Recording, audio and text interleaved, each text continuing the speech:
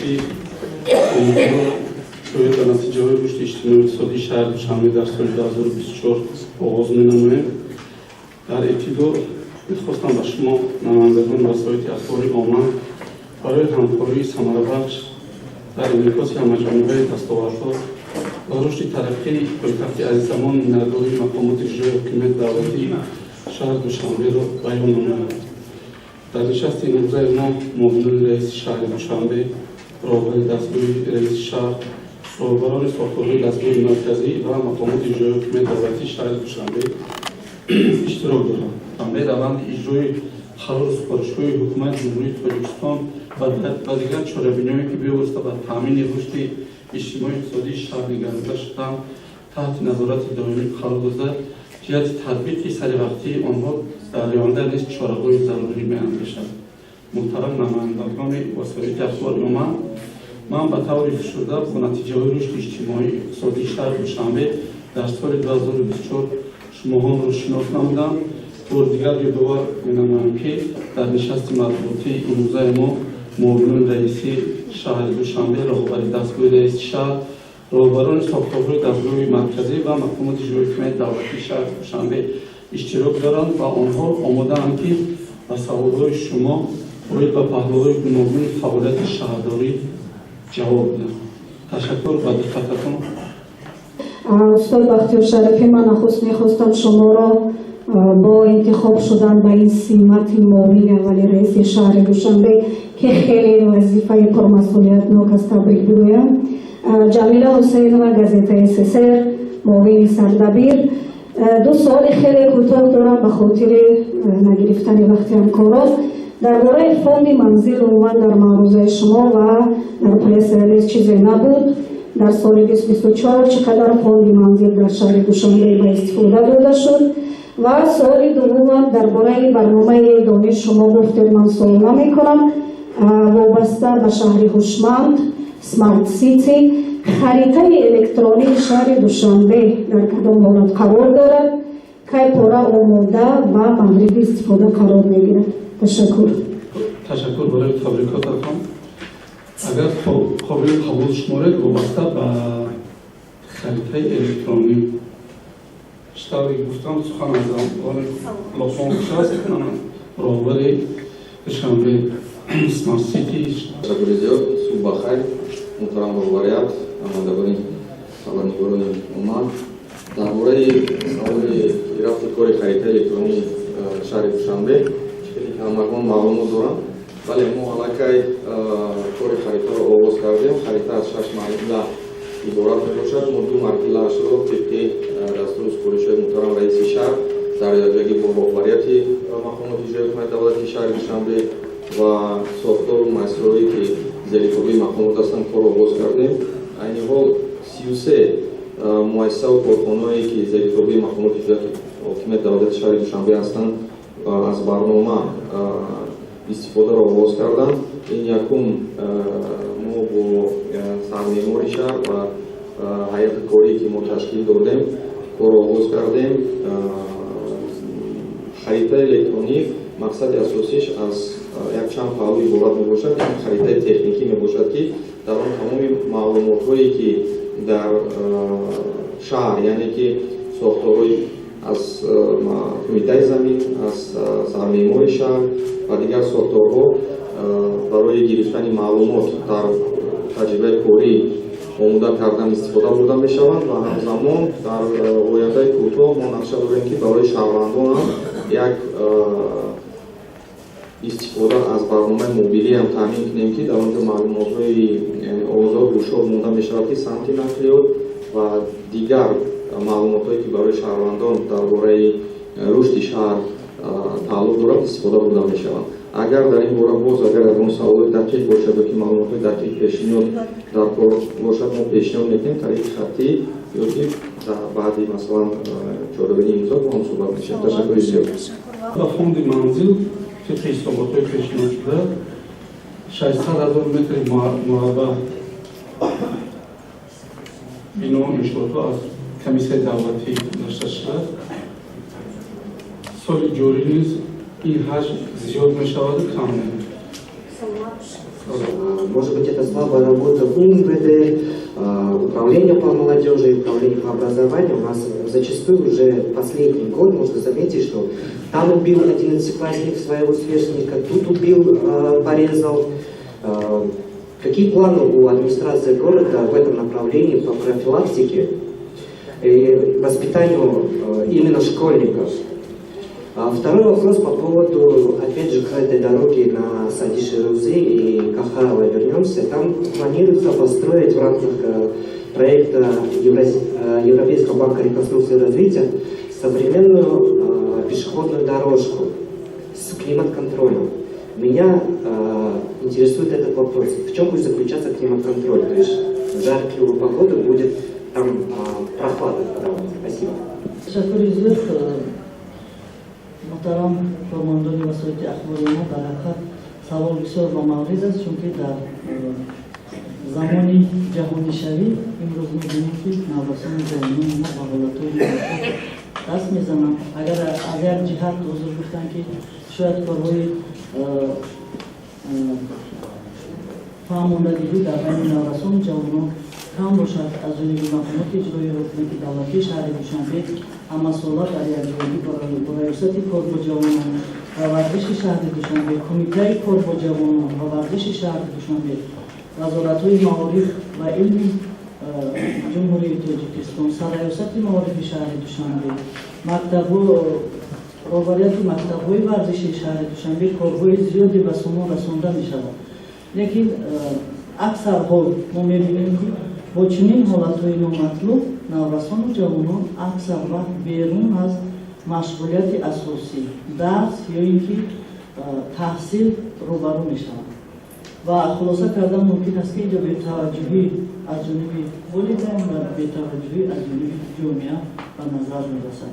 خوب میشد که وسایل اخباری ما از همه شما دعوت می‌کنم که در این مسئله با مقامات اجرایی حکومت دولتی شهر دوشنبه با ما همکار باشید و ما که شما نیز با ما گزارش است و سر این مسئله در سال 2025 باز یک نقشه مشخص دیگر در سمت تربیت ایدئولوژی جوانان روی کار آماده ایستاده است و من شما را باور می‌کنم که در سال 2025 کارهای زیاد نیز به سامان رسانده می‌شود. Действительно, мы, как я сказал, с Европейским банком развития мы заключили договор, и сумма договора составляет больше 90 миллионов. Там очень расширенный этот проект.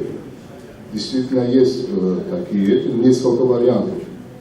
Но это не означает, что то, что они нам предлагали, согласно европейским стандартам, мы будем строить.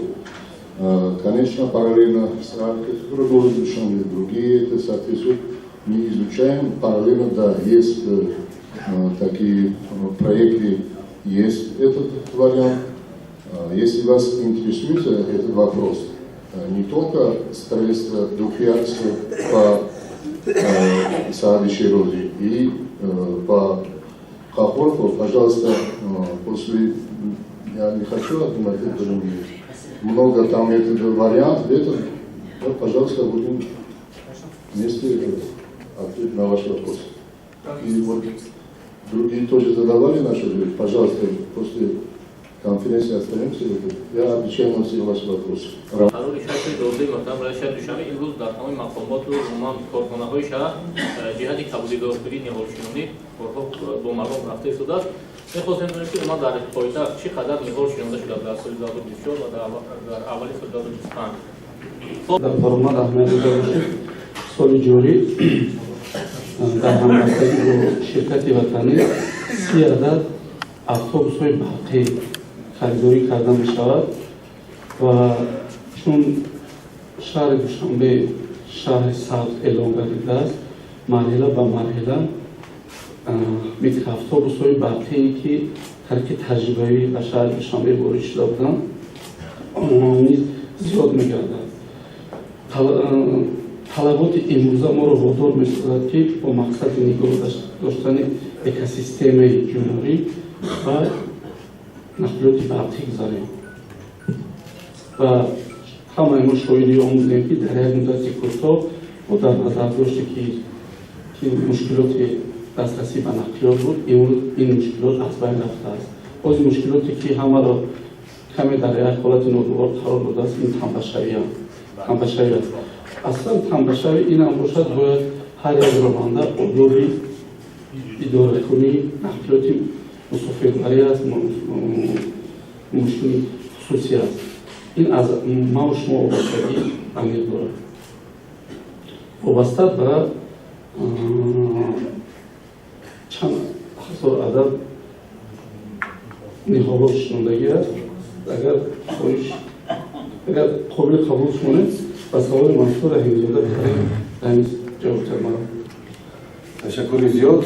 Дар маъракаи қабулдоркунӣ соли 2024 дар ҳудуди шаҳри Душанбе тибқи нақшаи пешбинишуда шинондани 137768 деҳ дарахт мо ба нақша гирифта будем.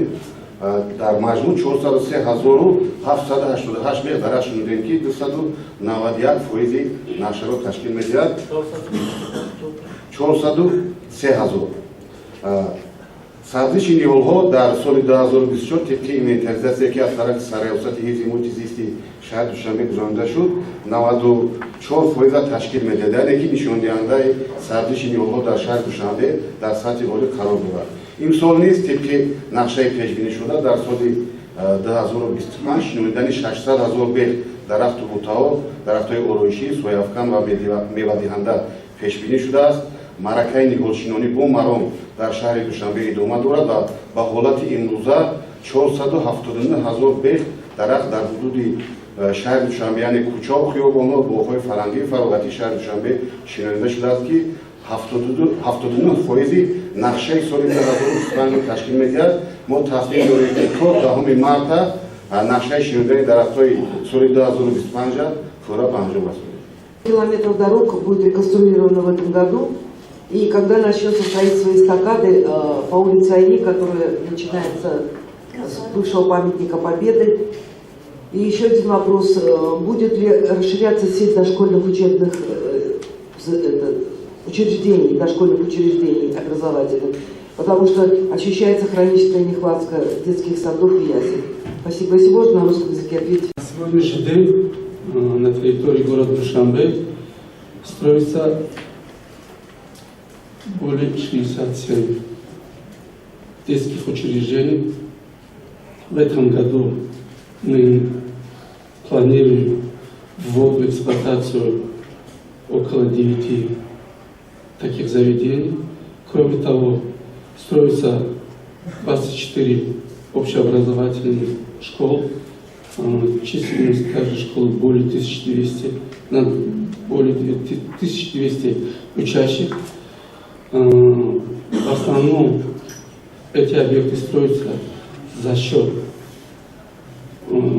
бюджета муниципалитета, а также за счет средств предпринимателей. Что касается строительства дорог, на сегодняшний день ремонтные работы ведутся, но вы все прекрасно знаете, что на протяженности этой дороги были население, жители частных домов, а также высотные здания. На сегодняшний день одновременно ведутся и строительные работы, а также устранение вот этих объектов. В целом, протяженность дорог в 2024 году составила 32 километра. В этом году мы также намечаем увеличить объем ввода в эксплуатацию новых автомобильных дорог, но, естественно, это все зависит от погодных условий. На сегодняшний день подготовительные работы ведутся еженедельно с участием всех соответствующих структур, ведутся штабы, и каждую неделю те объемы работы, которые возлагаются на ведение строительных работ, эти объемы выполняются. Но сами вы будете свидетелем того, что в этом году какие участки будут введены в строй. А эстакада? Эстакада тоже в этом году начинается, но я вам еще раз скажу, что есть кое-какие проблемы, которые мы их должны решить и потом ввести в строй.